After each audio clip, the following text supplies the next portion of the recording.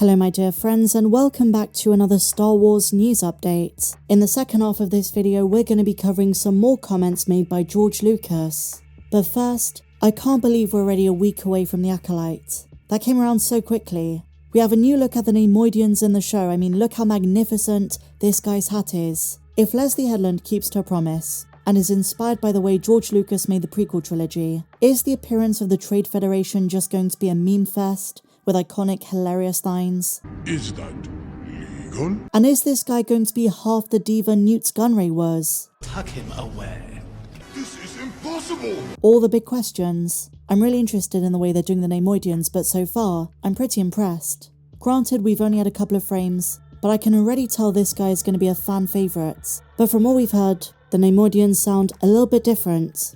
They better make a Black Series figure of him. It's going to be very interesting to see how this show treats the Trade Federation, because George always intended them to be very silly, hilariously and ironically incompetent, but they weren't ever meant to be very serious villains, and this is something Lucas makes clear in the behind the scenes of Attack of the Clones. From their inept, ineffective style of negotiation, and the irony of their downfall is that despite their advanced technology and resources, their schemes were consistently thwarted by simpler and more straightforward tactics.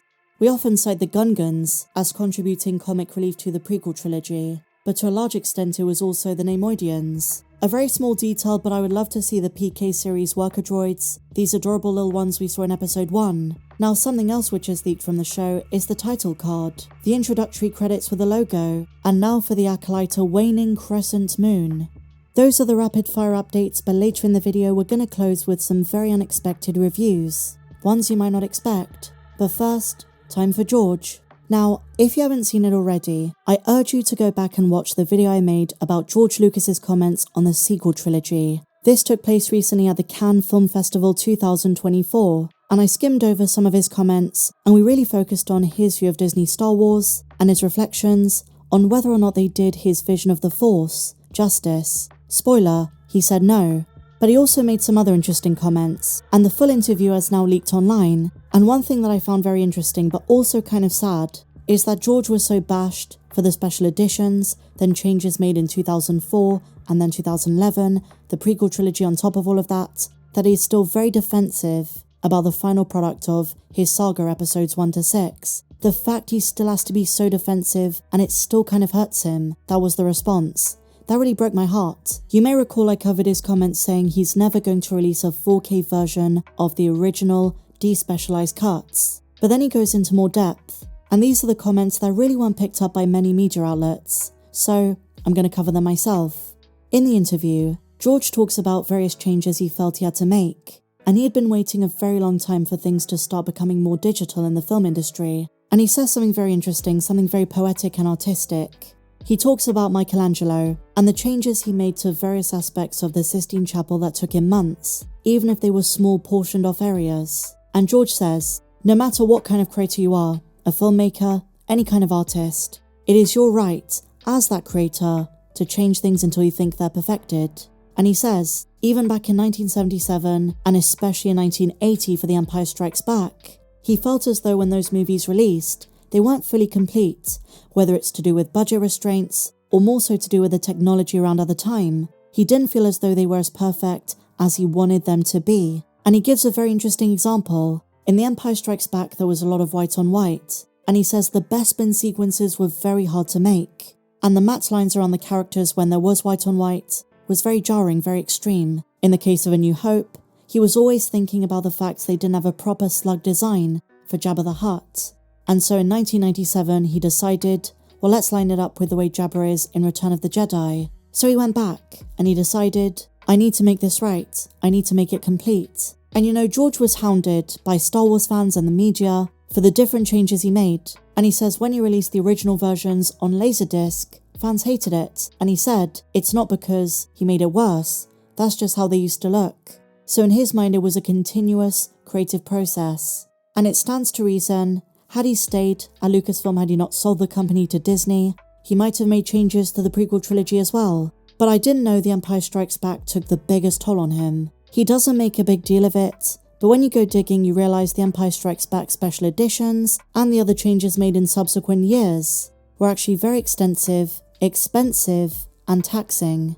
And with George, it's this thing of, when he watches back his own creation, his own films, he always sees mistakes that he wishes he could rectify, and it kind of burdens him. One of the most famous ones includes the addition of 3 exterior shots to clarify Lando and Chewie are on the Falcon and not on the Rebel frigate that Luke, Leia and the droids are on. He wanted to make that crystal clear, and though most fans kind of got that, it bothered George. The original version of Empire was very different to the version we see now.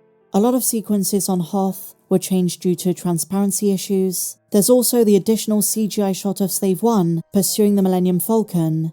In addition, so much of what we know about Bespin and its aesthetic was added in the special edition. And also, my dear friends, did you know Luke's line, "You're lucky you don't taste very good," after R2 is spit out by a dragon snake on Dagobah, was changed to, "You were lucky to get out of there."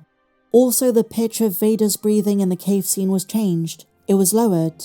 And another change of dialogue, Darth Vader originally says, "Bring my shuttle," and this is changed to, "Alert my Star Destroyer to prepare for my arrival." Tons of other changes, Tamara Morrison being Boba Fett, additional shots of the Wampa, so much else. But all of this aside, let's get to the point. It's great to see George talking about his creative process to this day. He called out Hollywood for having such a creative bankruptcy. He says there is no originality, and he's right. His words are those of a true artist, a cinematic visionary. It is great to hear from George in 2024, hearing his creative process, how you can't really separate the creator from the creation, his opinions on Disney Star Wars, just everything.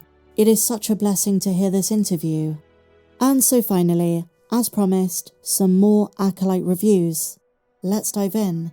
Sean O'Connell says, really digging the Acolyte through 4 episodes. Fresh storytelling in an unexplored era of Star Wars. But it's all about character, and Amandla Stenberg continues to impress as a former Padawan pulled into a murder mystery. Great fight choreography, cool new worlds, big win. It's all sounding most impressive. A blend of murder mystery with Star Wars charm. 4 episodes in, and it's clear that this new timeline will add to the lore of the galaxy in big ways. I do love some good world building. The Kung Fu force fighting is magical.